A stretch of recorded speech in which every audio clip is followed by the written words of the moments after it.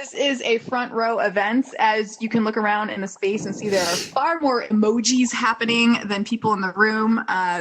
There are multiple rooms across the space. Everybody can hear me.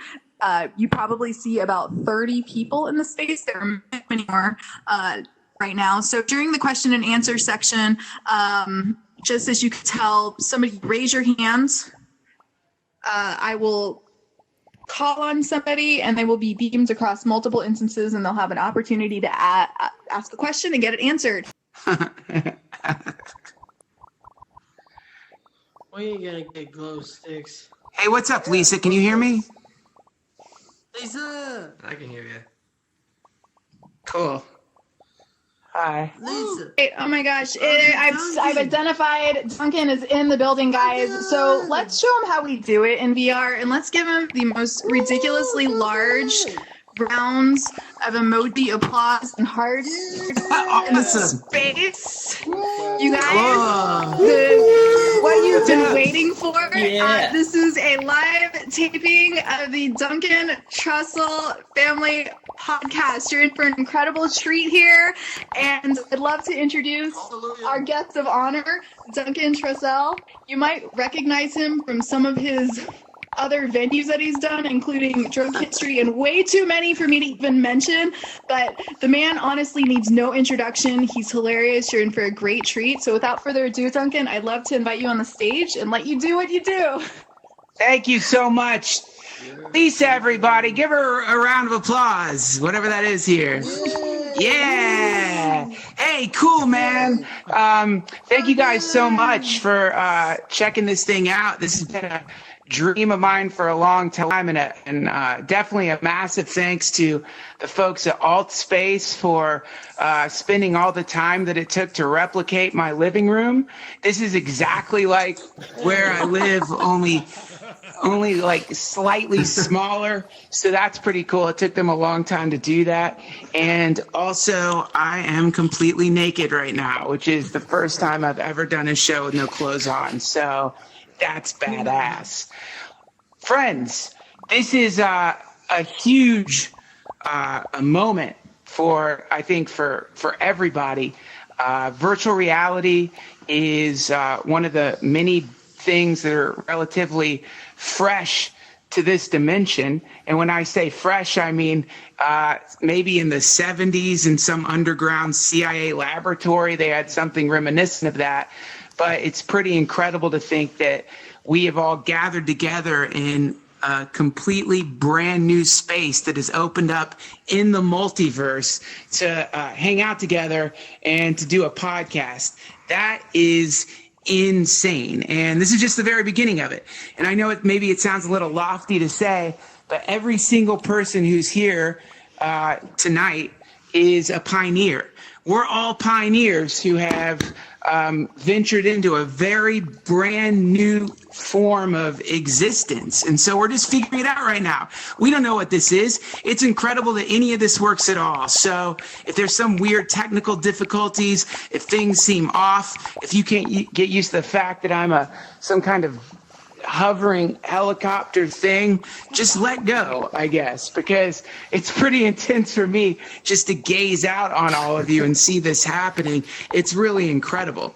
And so I just want to start this off like I start all my live shows. And what I usually do is I try to get the audience to Om together. And I try to get everybody to Om for a little longer than any of us feel comfortable oming for. So, because it's really cool. And when you consider the fact that the Om is considered the original sound of the universe in the pre-Big Bang conditions, and obviously no one knows if this was true or not. It's a thought experiment, so let yourself believe it for a second, because it's pretty awesome to think that what everything was, when everything was compressed into a singularity, something they say was no bigger than the size of the head of a pin. It's incredible to think that the sound it was making was and because we're all part of the universe, expanding itself even now into brand new areas that up until this point no one even knew could exist. This is a place that is kind of in between reality and the imagination. It's a kind of liminal digitized space, and so I think it'd be really cool if all of us together could make that sound and continue to unfold that vibration out into this brand new infantile part of the universe that we're all experiencing together. So let's just do it. Let's all do the Om together. Are you guys into doing that with me? Yeah. Okay. Yeah, woo! All right, here we go. Okay. Ready? Let's do it.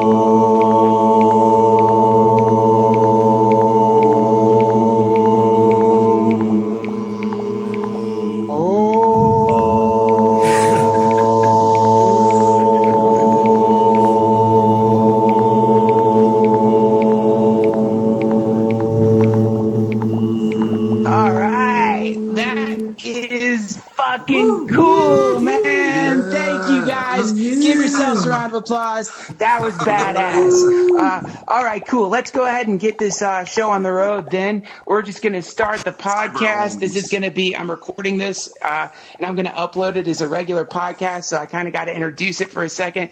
So let's get going and then we're going to bring up our guests. All right, everybody.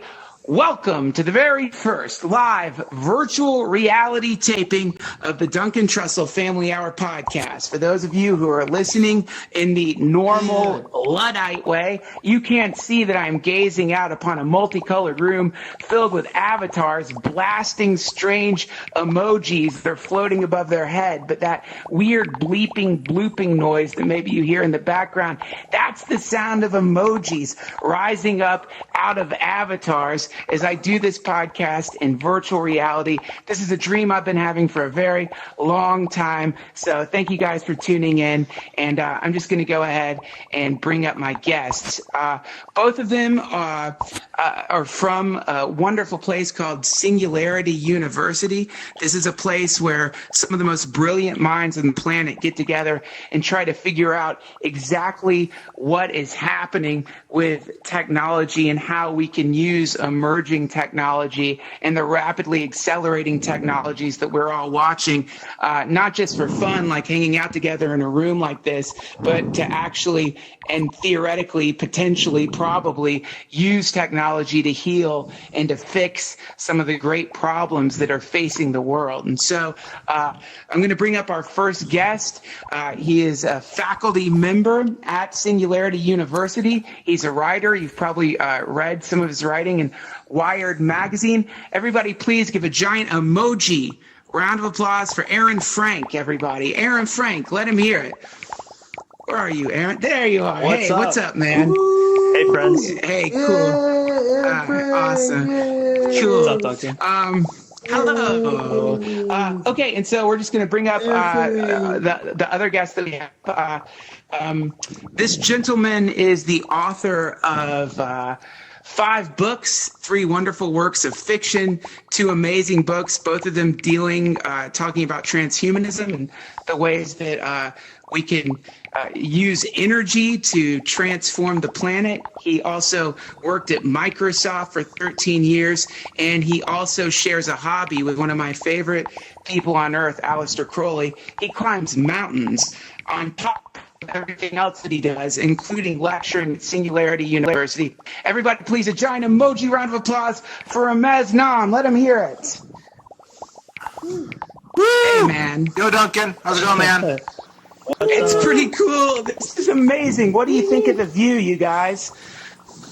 I love it. Look at all these weird people. I love it. Cool looking people. So, both of you guys are, I guess it would be safe to call you futurists. Is that a okay title for you two? Yeah, I totally. think what we do is we look at the future and what's going on. So is this, and I know at Singularity University, some of the things that you've told me, Aaron, you guys have a pretty good way of prognosticating what's going to happen as technology continues to unfold into the universe. Is virtual reality at this level on time? Is it late, or is it sooner than you expected it to happen?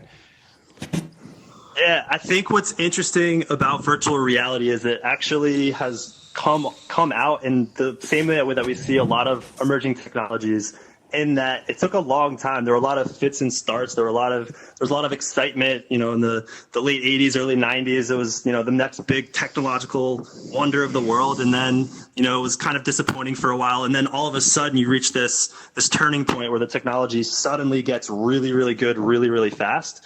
And I think that's what's happening with virtual reality right now. I think there's still a lot of work to do to make it better, but I think it's here to finally stay. And I can't really speak with too much credibility on the earlier disappointing phases, because I've sort of grown up and come into this is my first real experience with VR, and it's already pretty amazing.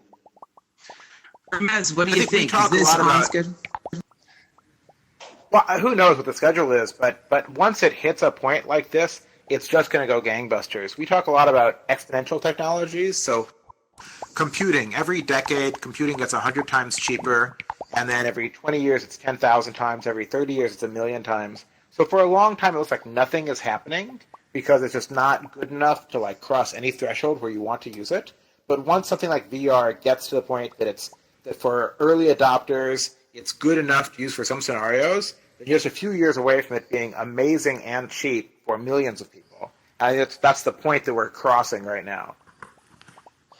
What are some of the ways you guys think that this is going to transform society? I look at this and I think, well, when you consider, for example, the modern office building and the ridiculous, horrific ritual that the majority of people engage in every single day, twice a day, which is what we call the morning and evening commute, that monstrous, hellish, terrible, never-ending drive to get to a place where you're doing things that you really could easily be doing from your house, but because you have some maniacal, tyrannical shit boss, he wants your meat body in his presence so that he can monitor and control you. So it seems like one way that this is one thing this technology is going to do is to redefine business, right? We're going to see a kind of new multi-dimensional form of office building, right? It's interesting. The last article I wrote for Motherboard, they let me go and test a platform that just came out called Envelop, which basically pulls everything that we would normally do on a 2D monitor in a work environment into virtual reality. And the thing that was cool is that you have your workstation and you've got your spreadsheets, you've got your web browser, you can have Spotify. And the thing that was crazy about it is it's weird to have your work physically, spatially around you.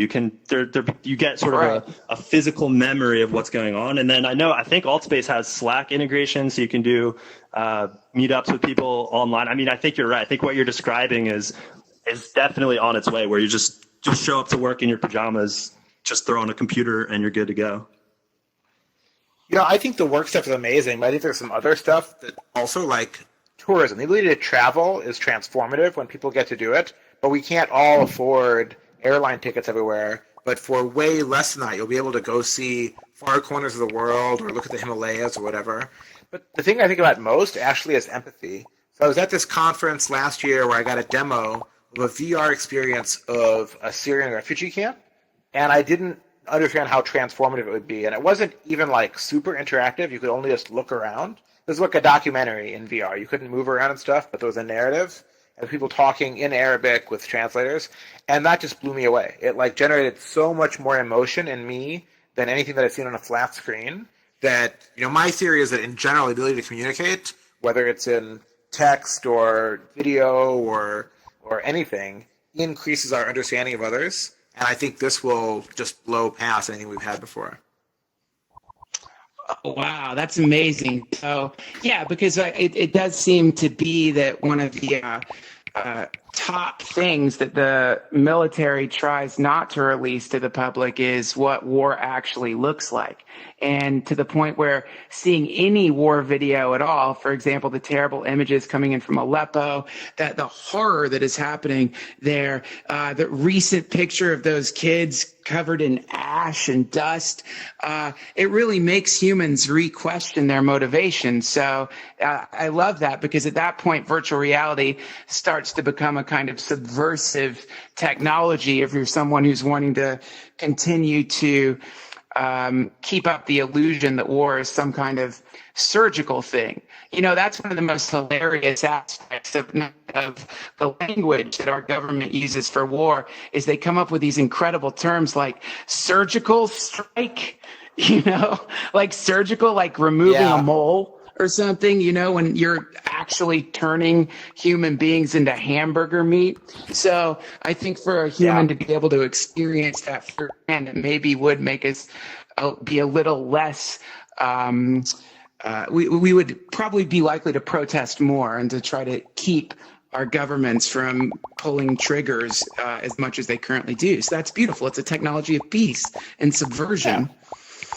There was someone from the UN who came to, I think it was a couple weeks ago, was talking about the people that you see on the streets with the vests and they have the clipboards, and everyone, you know, you walk on the other side of the street, so you don't have to have that awkward interaction to avoid the person raising money on the street. But what they did is they gave them the Google Cardboards. I think they tried this in New Zealand, and they showed this Clouds Over Cedro, which is one of these immersive journalism pieces that shows what it was like in Syria. And the UN team said they raised like 3 times as much money, and people were crossing the street to come talk to the people because they wanted to try out the VR system.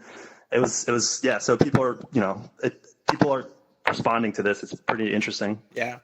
Or imagine like being in Ferguson in a protest, like a Black Lives Matter protest or an environmental protest, and feeling like you were actually there, and maybe having some representation of you there. And I think it'd just be even more powerful than the images and video that we see on our screens today. Yeah. There's a good Vice piece on the Jaunt app that shows some of the protests in New York City. It's really good.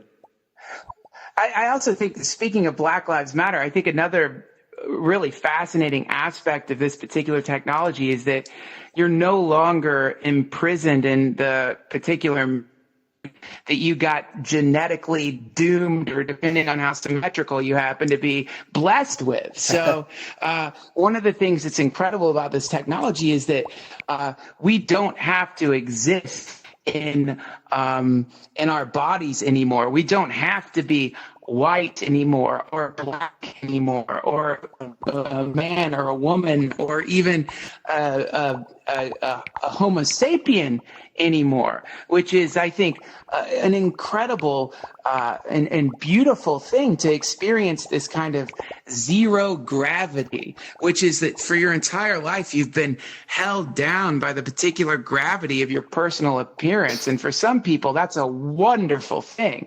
But for a lot of us, like me, I've got asymmetrical love handles, I'm hairy, balding, weird teeth, weasel nose. No longer, you know, and I think that that's a beautiful thing to be free of that. So I'm really quite excited about that. Duncan, your propellers are really beautiful.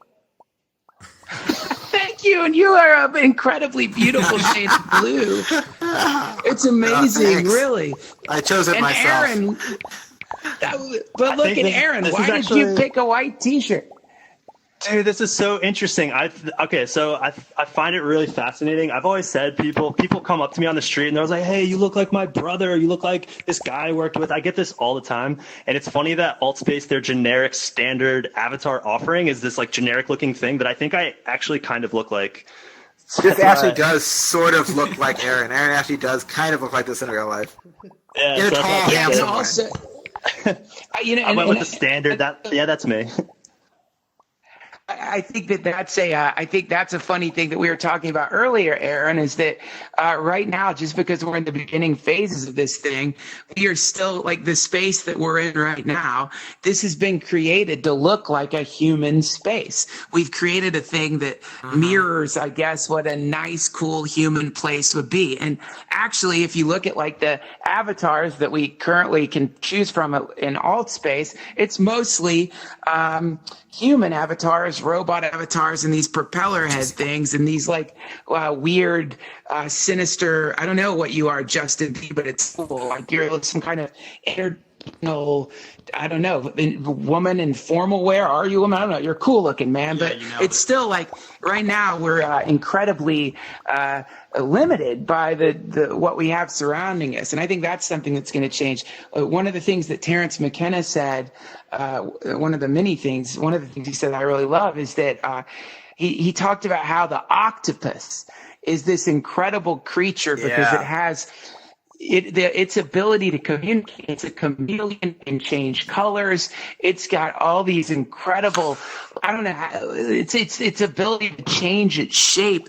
Well, I hope that virtual reality gets to that point too, so that we're able to actually not just use our virtual bodies to communicate, but to have some kind of neural technology that actually mirrors the way we feel inside. Do you guys predict anything like that on the horizon? I mean, that's what my sci-fi is about neural technology in our brain that lets us send sensation and sight and even ideas in and out. And it's getting there. And actually, it's the military funding most of it. It's DARPA that really is paying for most of it. Not so much for super soldiers, but to help soldiers that have been blown up and had brain damage. And they've done some amazing stuff. Like, we've sent video into a human brain through a brain implant. We've used like brain scanners to look at people and predict what it is they're looking at. We've sent sound in, we've sent touch out. So it's possible. Now we just have to get the engineering good enough and the surgery easy enough to make it happen. It's also interesting to think about oh, sorry, go ahead. No, please, Aaron. Well, I was just going to add that it's interesting that what you're doing too is you're blurring the distinctions between the input senses that we use to communicate. Because there's a TED talk that I was reminded of in this discussion. David Eagleman, who created this, he's a neuroscientist who created this vest. And what the vest does is it takes input from all kinds of sensory information, whether it's audio. I assume you could use other information, and it has its own language. So if you wear this vest, you can actually learn to speak the language of the vest, whether if you're deaf, so physical touch. So what these technologies enable us to do is basically add to the spectrum of the senses of our input sensory systems. And I think the word we get taught when we're young that there's 5 senses and there's like clear distinctions between them, but they actually might be more fluid than we realize. And technologies like what Ramez is describing get us closer to that blurry communication future. A blurry and even without communication invasive tech. Well, even without invasive tech, like the stuff that. Oh, you go ahead, Duncan. No, please, you go ahead. I mean, this is one of the interesting like hurdles to get over with this technology is like I guess there's a little bit of lag. So no, please, Ramez, continue. Well, I was just saying, like, the David Eagleman stuff Aaron's talking about is awesome. And now we have, in my fiction, it's stuff that you have to ingest and goes into your brain. But we have things like EEG that can see your brain state. And we have stuff like magnetic stimulation and direct current stimulation of your brain with just headsets that you wear that can induce, like, savant states in some people, that can speed up learning rate in other people. So you can imagine combining that with VR and having either, like, deeply transformative learning experiences, like hyper-fast education, or really like psychedelic experiences, custom tailored to what you want to do between the world you're in and how it's manipulating your brain states. So you're getting a lot of hearts and smiles. So Ramez, when you talk about this, and actually I heard that there is and I don't know the word for it, but there's like a new word for psychedelics meeting technology, like certain psychedelics that work very well for this kind of technology, or nootropics. But yeah, your book, it was very psychedelic. Nexus, talking about, you should check it out, by the way. It's really trippy. But Ramez, do you have a lot of experience with psychedelics yourself? Trick question. I mean, The it's pretty answer obvious. is If you yes. read my books, the answer is yes. I mean, I won't admit to anything in this country. But yeah, I mean, who doesn't in this day and age? We're in Silicon Valley, so. Right. Well, I mean, and this is one of the and I didn't mean to put you on the spot. I'm sorry about goes that. But crazy with emojis. yeah, well, only because like people who are experimenting with virtual reality, they are psychonauts, and virtual reality is a psychedelic. Yeah. I think the idea that psychedelics are something that you have to put into your bloodstream is a pretty primitive idea. I think there's a lot of different types of psychedelics, not just virtual reality, not just technology, but there's also psychedelics that are, it's like the inner encoded in certain religious scriptures or stories. That's a psychedelic. Certain types of music are psychedelics, but this is certainly a psychedelic experience. And also, by the way, it does pair nicely with the kind of psychedelics that you put into your bloodstream. Yes, they go together quite well. Even the Om that you started us with is a psychedelic. Like, that's definitely changing the brain state, right? Right. They do meditation in here too. Yeah, I've seen that, and I think one of the bring it back to legal lands. I don't want to kill the party. Oh no, you're not. Look, you're not killing the party. And if I could just throw in here a plug for an organization that I really love, and that they're doing a lot of great works right now. It's an organization, if you guys aren't aware, it's called MAPS. It's the Multidisciplinary Association for Psychedelic Studies. They're currently in phase 3 of an FDA-approved trial to use MDMA to treat PTSD. And one of the things that Rick Doblin says, who, by the way, I think deserves a Nobel Prize for his work. He's doing incredible work, and he's been working at it tirelessly for at least a couple of decades. But one of the things that Doblin talks about is the importance of coming out of the psychedelic closet, that we need to, in the same way, like, one very healthy thing for gay people to do, or people have, I don't know the right words for it, but it's cool to like tell your parents, this is what I am, this is what I do. And I think at this point, it might even be a little easier to tell your parents you're gay, because people have come to understand that is not some kind of aberration, but just one of the many beautiful ways to experience life as a human being. But when I think it would be easier for me to tell my dad, hey, I'm gay, than it would be to be like, Dad, I love to take micro doses of LSD before I start a day of writing or work, because he's like, are you all right, son? You have flipped your shit, boy. Now, by the way, P.S., I don't think it would really surprise my dad that much, but I think it would make him uncomfortable. And also, let me just finish this rant by saying I don't really take microdoses of LSD. As part of the podcast, I put on a character of someone who enjoys doing those things, but never. Duncan, I thought your character enjoyed full-size doses. I'm too old for that, Ramez. But from time to time, anyway, the point is this.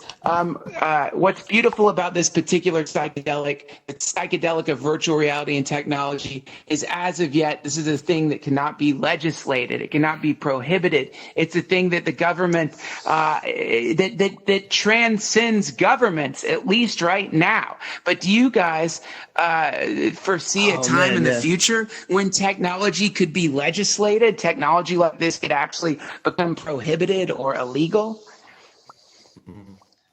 Ramez, do you think, I would have to ask Ultimate, I don't think they would care. There was a guy walked us over, Ramez and I showed up to the wrong building at Altspace, and he was telling us a story that there was a wedding, there was a gay wedding that took place in Altspace where they couldn't get married legally in their their own country or their own wherever they lived. And so they did it in alt space, which is crazy that if you think about virtual reality gives you the space to do that.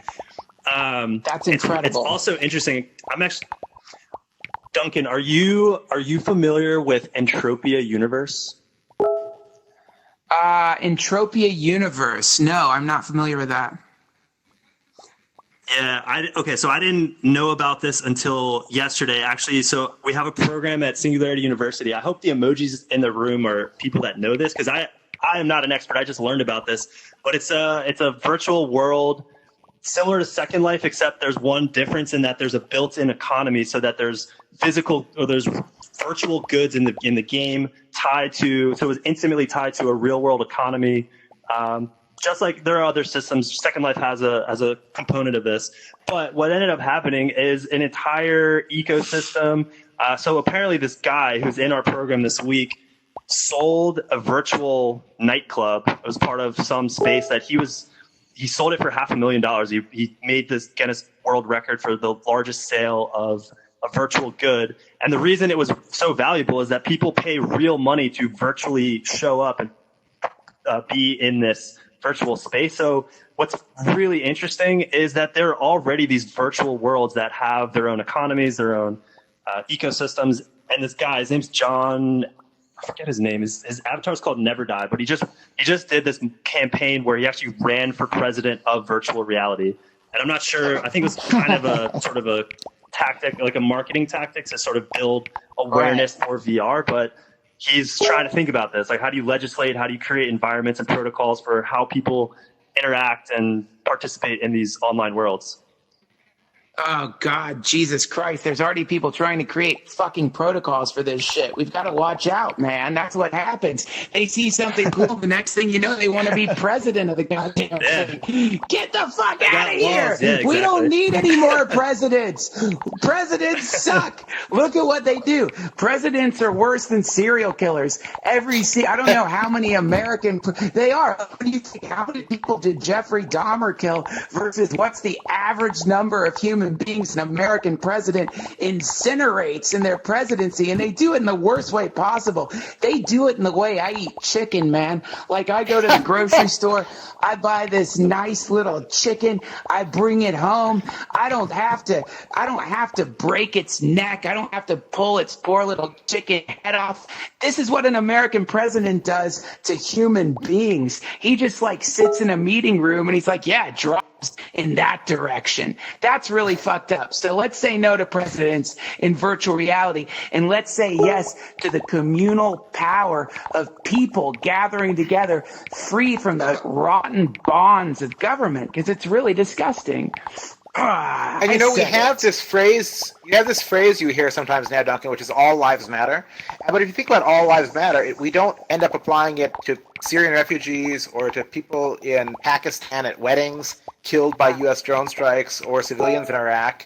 But maybe VR can help us. I think my view is we're tribal, and whoever it is that we see often, the type of people we see often, we start to empathize with them and think that they're part of our tribe.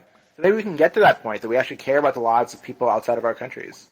Yeah, I don't think there's any maybe about it. And I think it's definitely going to happen. And I think that this technology is one of the many ways that I think the planet is moving us in that direction of escaping from the horrors that come from having a centralized leader. This centralized government bullshit where we've got to vote for this lunatic or that lunatic, it doesn't make any sense anymore.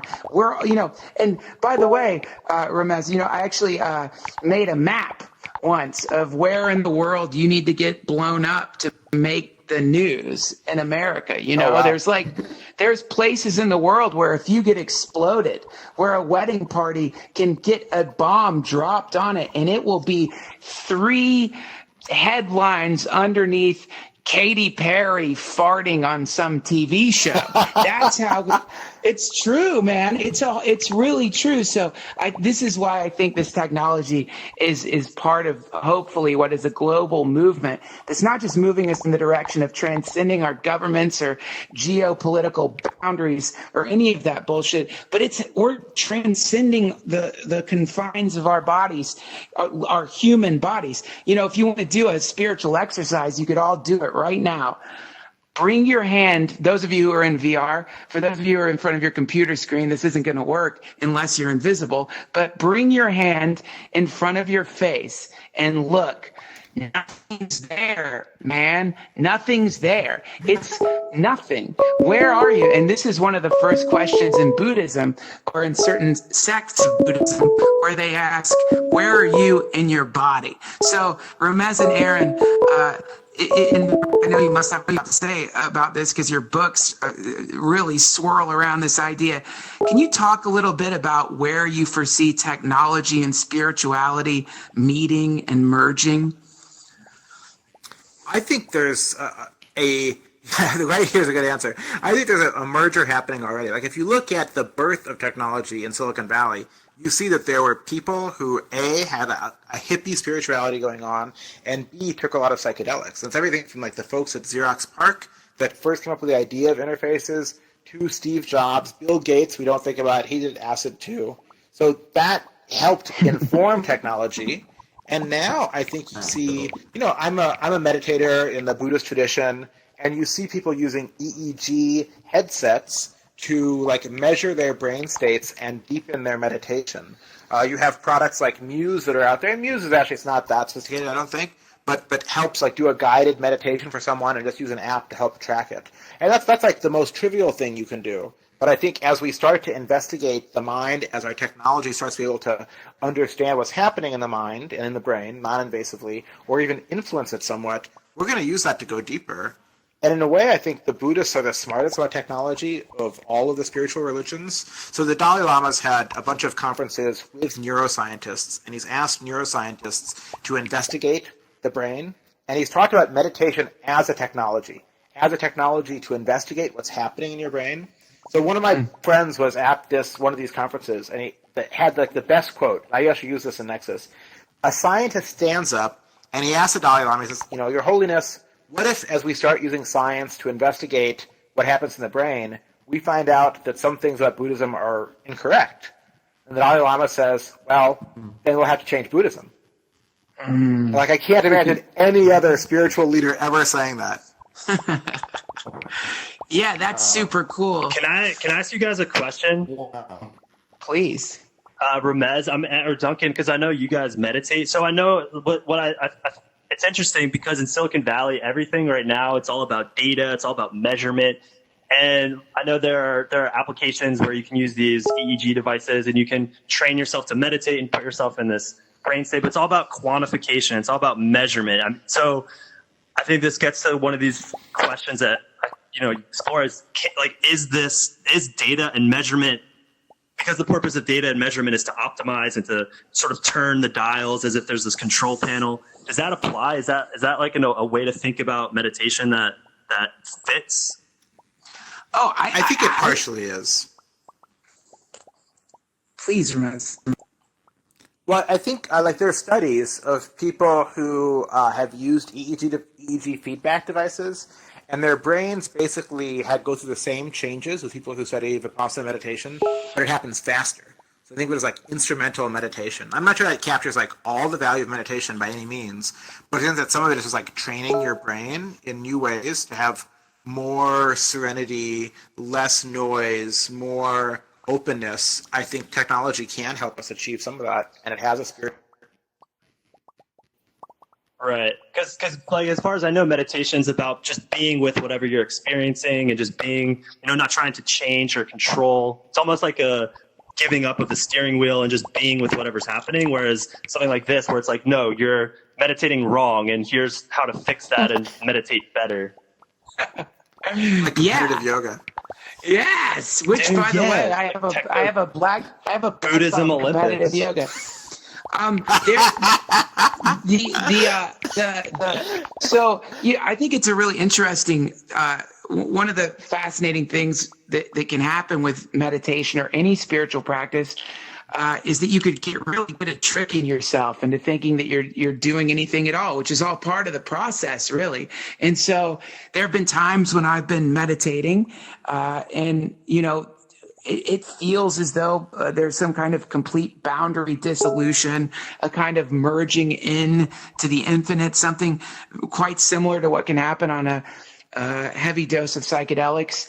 And it would be really, I think it would be useful to, after a meditation session, go back and look at what was my brain doing at that moment when I was experiencing that. Was it doing anything differently? Is this something that cannot be quantified? Because I think one of the most important things that we could do right now is to figure out, and Ramez, I know you must have a lot to say on this because you've worked with AI, and I'm sure you do have something to say too, Aaron. Can consciousness be quantified?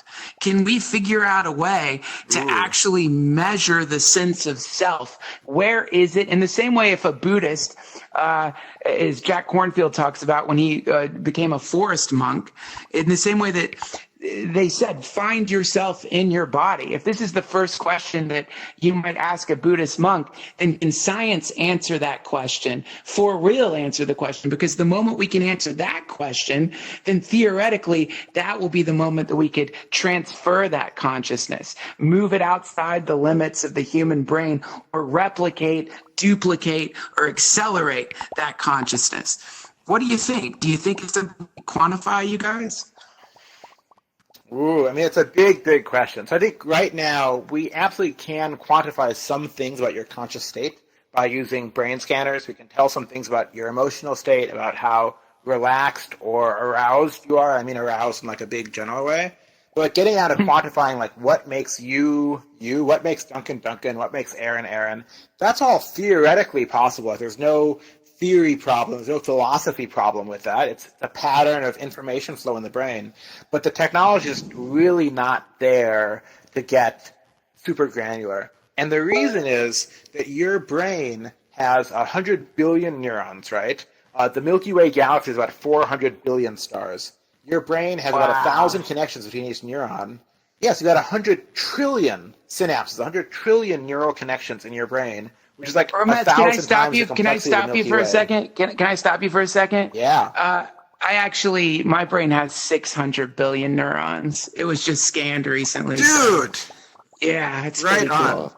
Anyway, continue. That came with your I think that came with your PhD, man. So it's just... Well, I'll just finish saying it's a resolution issue. Like, in every, cubic millimeter, imagine, a millimeter on a side of your brain, you've got, 20,000 neurons and 20 million neural connections. And so we just don't have the scanners that are that accurate yet without slicing and dicing your brain to get there. But do you, one day. Do you think that consciousness is a result of having a body and a brain, or as a Buddhist, do you subscribe more to the idea that consciousness is not dependent on a body? I think of consciousness. I think consciousness is a big word. I think sentience, intelligence, having a mind is a consequence of a data flow, the flow of information. And in our biological carbon-based cell brains, that flow of information is, neural spikes from one neuron to another. So I think that if you can take that same pattern, consciousness is about the pattern. If you can put that same pattern in something else, in a computer, in an energy field, in whatever, then I see no reason to believe that would not be conscious. Are you guys familiar with Nick Bostrom's book called Superintelligence? Yeah. Please. Well, I was just gonna add to. Well, I might actually have a slightly. So my answer to this whole question of consciousness has probably changed quite a bit in the last year or two. I think my interest in getting into technology was this notion that you can reduce all complex systems, all the complexity we see in both the universe and our brains and our bodies into, while Ramez is right, we don't have the resolution to do that now, if we can reduce things down, it's basically like getting the control panel, and then we'll be like super gods, being able to turn and manipulate these things correctly. Ramez has met my girlfriend, but so my girlfriend has fairly changed my perspective on this stuff quite a lot. She's a PhD candidate studying. She actually wrote a paper about Bostrom's book, which we can get into. Her name's Alex Rupsam, if anyone wants to go and look at her research. But I've been fairly convinced that you do need a body. There is this embodied element to consciousness. And we're also seeing that in technology. If you look at AI systems as they develop, some of the most incredible developments we're seeing in robotics is machine learning algorithms that require a robotic system to be there to push against the world and have the world push back against the system that is accelerating, like driverless car. We forget that the AI algorithm lives inside this robot body that's a car that's navigating the world. It's got eyes, that has computer vision, seeing the world around it. So I think, I'm torn. I don't know the answer to this. I would love to find out that it is, just complexity, and that we'll reduce it down and we'll be able to understand the physical components of consciousness. But I think that's been a desperate journey for humanity for all of its existence. And we've never found the thing that makes up our conscious, sentient experience of the world. That's because it's the soul, and because you satanic, globalist, transhumanist scientists want to offer it up to Satan. I'm just, you guys. Look at this. Look at the emojis.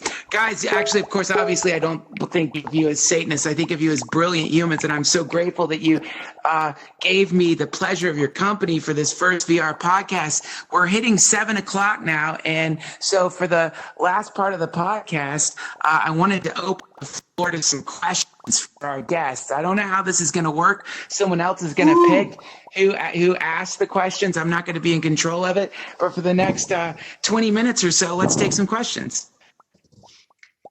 All right. So I'm going to go ahead and click on somebody. Okay, Ross, you have the floor. Go ahead and ask your questions to Duncan. Hello? Hey, what's up? Hello? Hey, man. Good. Long-time fan. I was just wondering, are you going to be doing this more often, do you think? On a weekly or bi-weekly kind of basis, doing these VR podcasts? If AltSpace is going to be cool enough to let me do it, I'd love to do it all the time. I don't know. After we talked about drugs and psychedelics, they might throw us out of here. But I'm just joking. Of course, yes. The answer to your question is absolutely. I'm so excited to be hanging out in AltSpace and have met some of the people behind this incredible thing. But you can expect this to be happening hopefully about once a month. I mean, I have some crazy plans. I've been quite inspired by someone who is in one of these rooms. I don't know if he's here right now, but his name's Gunter, and he has an incredible podcast called Gunter's Universe, which he actually does from an RV. And I think that's some of the coolest shit there is. So the pioneers of this, give him some love on Twitter. But to answer your question, absolutely, I'll be doing this quite often, as much as I possibly can. It's really cool. Thank you for the question. Thanks, man. Next question here. Let's see. Brian, you have the stage. Oh, sweet. What's up? Well, first of all, thanks for doing this. This is incredible. Duncan, your podcast really got me into VR in a big way, so Cool. It's pretty incredible. So are you going to be doing video stuff with the podcast as well? I know you mentioned it in the past, but is that still something you're trying to work on as well? Man, I'm going to be quite honest with you. It's easier to do virtual reality than it is to do video.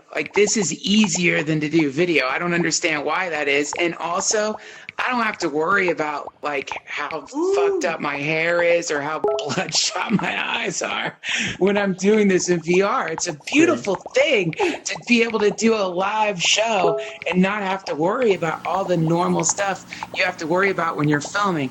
Also, man, I really it's kind of distracting when you're doing a live video podcast the comments that come slinging up can really be distracting sometimes. Where it just works better for the podcast format in some ways. In some ways, I could see where some improvements could be made here. But yeah, I'll probably do some video too. But I think I'm going to focus mostly on VR. That's good. Plus, you can stay naked that way. You can't really do that on video. What's that, brother? I was just saying. Oh, shoot. Oh, and 90 seconds were up. He said something to the extent of, you can't ask questions live the way you can in VR. Yeah, that's true. All right, we're going to take the next question for Duncan. Ooh. Let's see. Who we have? Borg. Borg, you have Oh. the spotlight. Womp womp. Cool. Hey, what's up, man? Hey, what's up? What's the meaning of life? You know Oh, what the meaning of life is? I'm going to hand that one over to Ramez. Can you ask that again? Yo, can you ask that again? Hey, Yes, I was just what's wondering the what meaning of life? Life was? 42, of course. No, I've got a real answer, man. I've got a real answer. The meaning of anything is the impact it has on the world around it. Like, that's the meaning of a word on a page, like, whatever. So the meaning of your life is the impact your life has on the world around you. Awesome. That's beautiful. Thank you. Aaron, you want to follow that up? Do you know the meaning of life? I mean, I was gonna say Wario Land on the original Game Boy, but that's me. The true genius reveals himself. Okay, let's take some more questions. Okay, let's do it. All right, let's see what else we Right have here. here. Okay, I've got somebody whose name I can't see, so I'm gonna need to call in somebody Hey. else. Woo. Hey, no, Okay, no, Happy no. Slice, Happy Slice, go for it. Got the spotlight. Huh? Hey. Hi, yeah, so I'm a VR developer actually, and so many experiences on the Vive are like the same, like wave shooters. I'm sure everyone's bored of those that has a Vive right now. And I was curious what interests you the most as far as, because I know you're a gamer, like what do you see in the near future being more compelling than is released right now? Right. That's a great question. Well, I think that it's one thing it seems like people aren't quite picking up on at this very second is that virtual reality is quite often a shared experience between the person wearing the VR goggles and the virtual reality missionary who's showing the virtual reality to them. So I think that hopefully there's going to be an acknowledgement of the fact that we share VR with other people in the same way back in the 60s or 70s or 80s or 90s, or maybe even now we share psychedelics with other people. It's a trip to watch somebody see this stuff for the first time. And I think that I hope that developers recognize that this is an interactive technology. It's not an individual technology. My favorite game right now in VR is not a VR game.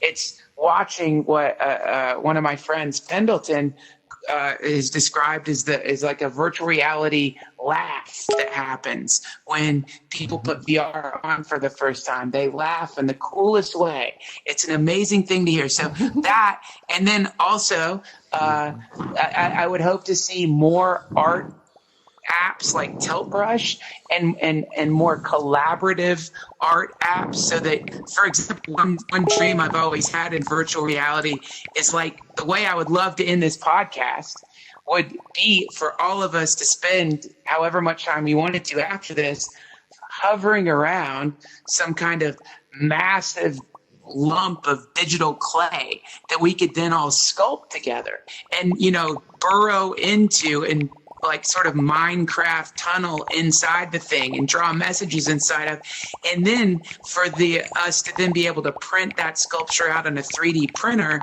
so that we could always have some cool little token of this like bit of time we spent together in the multiverse. So I hope we see more stuff like that. What about you guys, Aaron and Ramez? What are some apps you'd like to see? Well, I'm not as much of a gamer. I do love to game, but I'm with you. I want more non-gaming experiences. I want to travel the world. I want to see what it's like to be to the pyramids or to go to Machu Picchu. I want to see the world's art. And there's some games, there's some experiences studying like that. But I want to see like every episode of Connections, like redone in VR, where you can really see how history put itself together. That's the sort of stuff that I want to see more of.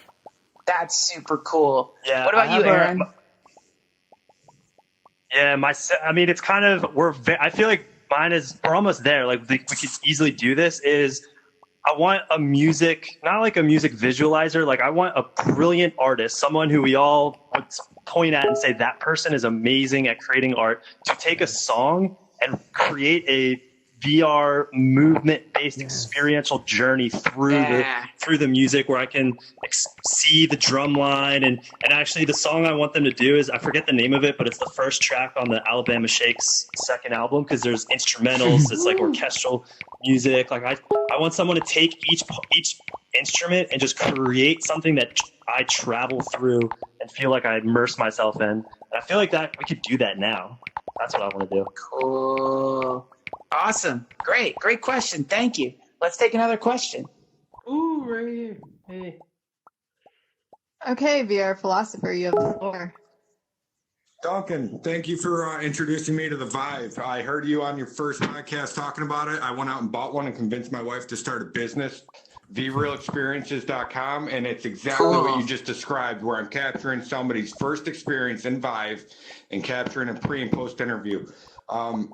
Also, another experience, go watch Run the Jewels, titled Crown. VR did an awesome job creating that. It's a music video. Man, it's amazing. You'll appreciate it.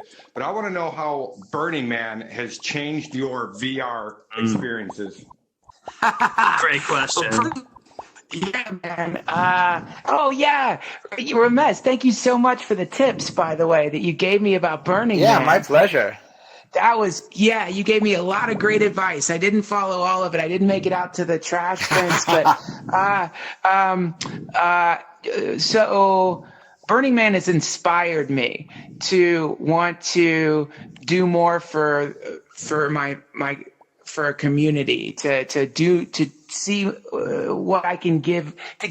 Burning Man teaches you to give more of yourself to the world than maybe we become accustomed to give in what at Burning Man they call default reality. And when you get back from Burning Man, you kind of reappraise your life, and you realize that you maybe accidentally started thinking some things were important that weren't really that important at all.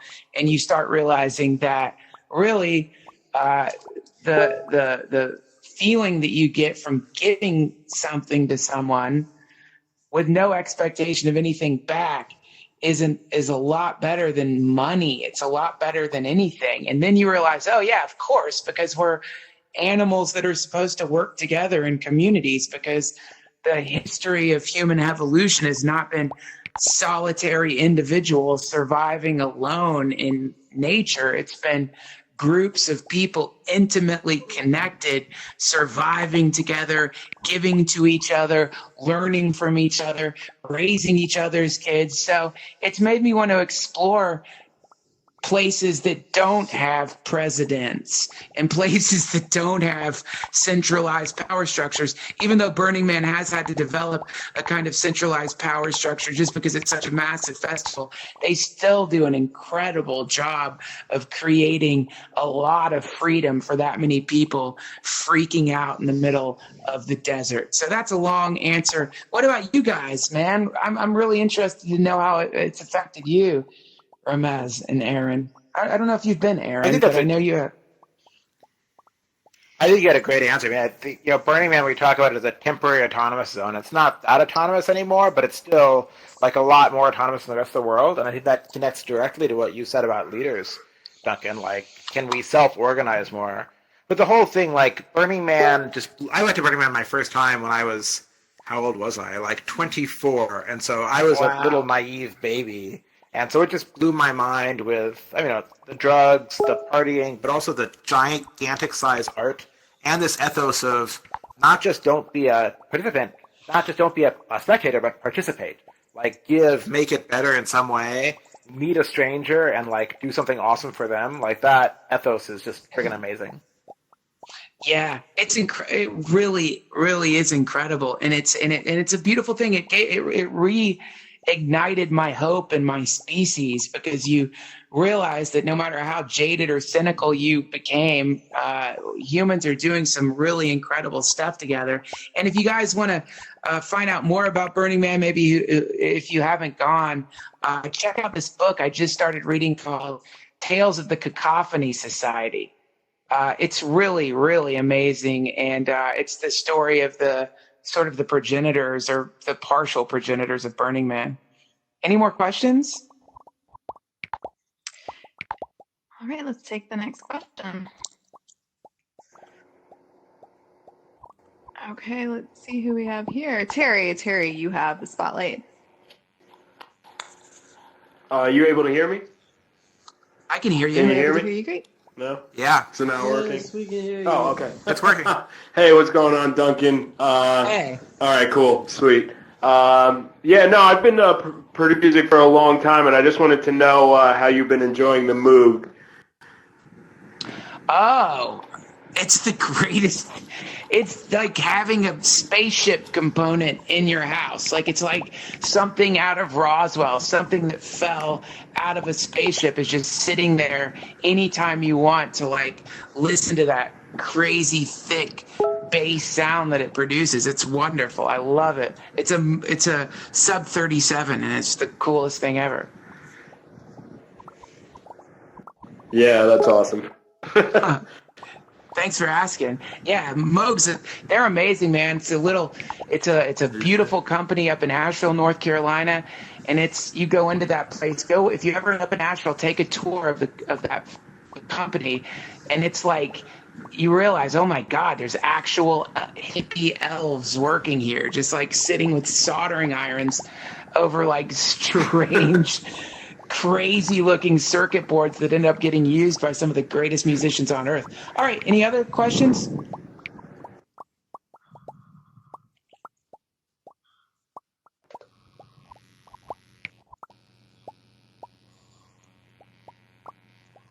I don't know what's happening. Yeah, right here. Woo. I think Lisa's gone. Nope, I'm Oh, she here. is? I had a little. You guys cut it in out, so let's go ahead and take another question. All right, Dr. 72, you got the spotlight. Damn. Hello. Okay, so I just want to go back to some guy over here was asking what the meaning of life is and how that ties in with VR. Because basically, I think it's the wrong question. We're human beings, and by definition, what we do is give the universe meaning. We are the eyes and the ears of the universe.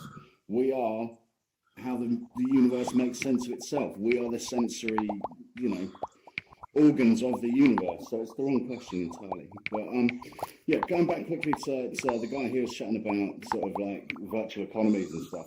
I think that's one of the dangers. With this medium, you have the ability to raise human consciousness, yeah? You can provide experiences outside of the limitations of being a human being. Your only limitation is imagination. And one of the biggest blocks that I think, I don't know if you're going to agree with this or not, is going to be money. Because there's a tendency to do what the other guy there was saying, which is bring it down to the lowest common denominator, something that's guaranteed to make the moolah, instead of giving us the tools to be creative and tap into our spirituality and make the best of our consciousness. Yes. Money is the danger. How do you go about enhancing this social dynamic? I mean, these people here at Altvia have done a very good job of creating the social environment. Props to you. Yes. I'm loving this big time. But one of the dangers is the people who are going to be providing those generic experiences and making all the money and killing and stifling that creativity and social dynamic. I just wanted to know what you guys thought. Oh, wow. Good question. Cool. What do you guys think? Well, I think on his first point about the meaning of life, I think that's so cool. There's a physicist, John Wheeler. If you just Google the image of Wheeler Eye, it's this cool thing. It's this universe that expands out into itself that then turns, and it's almost like the way I think about it. It's almost like we as people are like the iPhone that the universe created to take a selfie of itself. Like that's what we do. I think the way you phrased that was brilliant. Like we look out and create meaning but yeah, we're like human beings are like the selfie for the universe to take of itself. The Wheeler eye is cool. And then I'm fascinated by what you say, because Duncan and I were talking about this before about we tend like it is a limitation of imagination. We tend to see what's out in the real world and just try and pull that into these new spaces. It's almost like we're chatting how the first cinema, they used to film plays, like they used to go to auditoriums and film plays, and that was what the first cinemas were, because that's what you do with this new technology. You just record what's already there and pull that into this new thing. But with this new thing, VR, there are no limitations. There are no. So I think, I think that was really well stated. I actually think that we will see a flowering of creativity. I think you're right that people will try. They'll make like mass-produced things they think will make a lot of money, and will be bombarded with advertising in VR and so on. At the same time, just because the technology is going to plunge in cost so much, it's going to be democratized. Like, if you go back and watch the film Wall Street, Gordon Gekko, this terrible billionaire, has a mobile phone. And at that day, like, only billionaires had mobile phones, right? And it's this thing that's the size of a brick. It cost $5,000, and it had like 30-minute talk time, and no camera, no internet. And now the average person in India has a smartphone that's millions of times more powerful. So even though there will be like a huge financial incentive to do sort of conventional advertising and ordinary media sort of things, fundamentally, the quality of experience we're having right now is going to cost a few dollars or pennies 20 years from now, and that's going to put it in the hand of billions of people. And so some kid in a slum in Mumbai, if there even are slums anymore, is going to be able to go create their own VR world. So I don't worry that much about us being constrained in creativity. Beautiful. We're out of time, you guys. I know I would like to keep going on for a while, but what we're going to do is we're going to move this. We're going to go into a tavern or something. I think they're going to try to create that. But very quickly, I just want to point out that the way that naturally everything moved in the direction of us trying to figure out not just how to make VR cooler, but how to make the community stronger. This is a community-oriented technology, which is why it's very special. And I hope that you guys will continue to join us as we explore these ideas based around this technology, and as I figure out what a podcast in VR is like. I don't know, could you all please give a giant round of applause for Ramez and for Aaron. And how can they find you guys, if people want to talk to you further or connect with you in default reality? I'm at Ramez on Twitter or rameznaam.com. Aaron? And I'm on Twitter at Aaron D. Frank.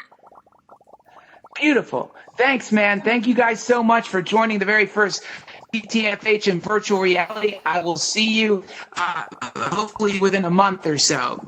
Maybe sooner. Keep your eye on the Twitter feed. Love you guys. Hare Krishna. Thank you. Thanks, Ramez. Thank you very much. Namaste. Thanks, guys. All right, everybody. If you're interested in going into the after party that Duncan has mentioned, if you go to your menu, you will see an event called Trussell's Tavern Keep. Trussell's Medieval Keep. Trussell's Medieval Keep. That does have a cap on it, so we can't let everybody in. But Duncan, if he has time, may also stop by to say hi. And this is so cool. Snap. Someone bring the pig out. I've never seen this many people in this room. Holy Christ. Hey, everybody. Welcome to virtual reality, huh? Crash. It's the hammer. Yeah, there's so many people. Welcome. This isn't looking good, you guys.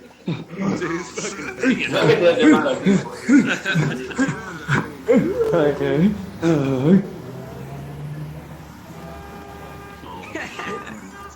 Hello, everybody.